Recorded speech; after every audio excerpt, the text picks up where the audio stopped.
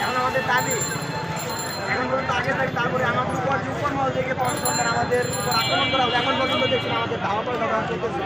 এটার বিচার নেই, এই জন্য আমাদের আগামীকাল আমাদের আন্দোলন অব্যাহত থাকবে। আজকে আমাদের আন্দোলন চলবে, আগামীকাল আমাদের আরো নতুন দাবির সাথে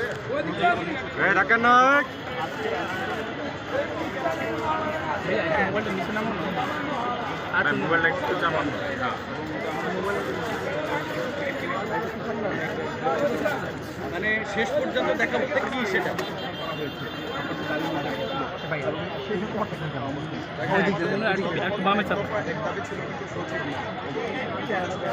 মোবাইলটা একটু নিচে উপদেষ্টা হয়নি এখন পর্যন্ত এবং আমাদের পাল্টা আক্রমণ করে আহত নিহত করা হয়েছে।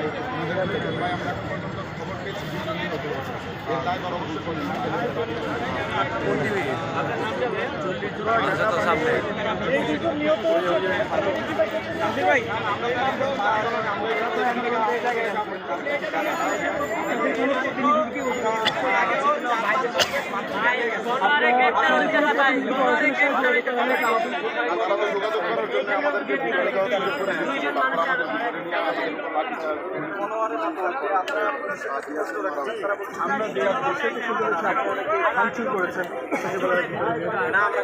আমাদের উপর আক্রমণ করার পরে আমাদের ছাত্র যারা বিক্ষুব্ধ হয়েছে, আক্রমণ না করলে আমরা সবাই শান্তভাবে সকাল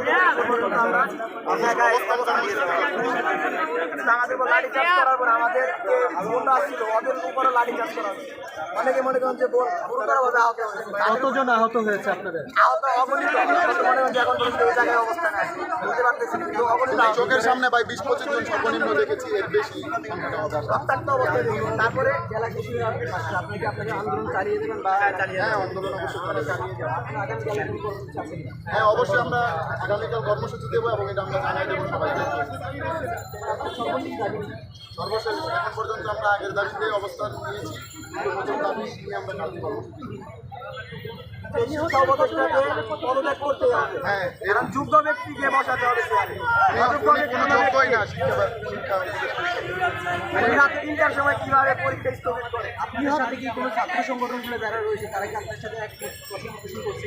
না ভাই দেখেন ছাত্র সংগঠন এটা আলাদা হিসেবে ওদের সাথে আমরা আলাদাভাবে ছাত্র সংগঠনের কত থেকে আমরা সবাই ছাত্র হিসাবে আর আপনারা যে এখানে আন্দোলন আপনাদের শিক্ষা দেওয়া হয়